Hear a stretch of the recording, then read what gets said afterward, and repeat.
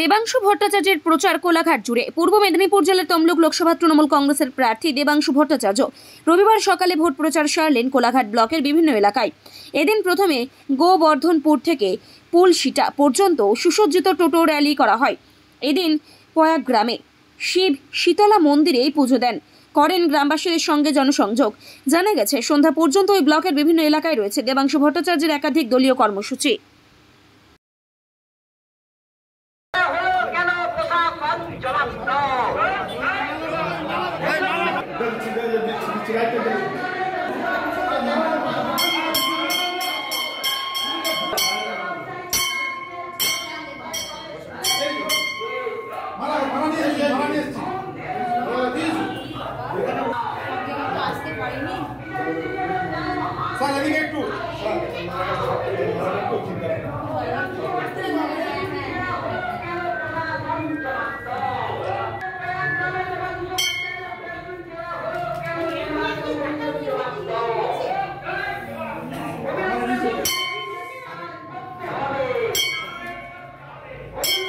Bureau report, এখন সংবাদ।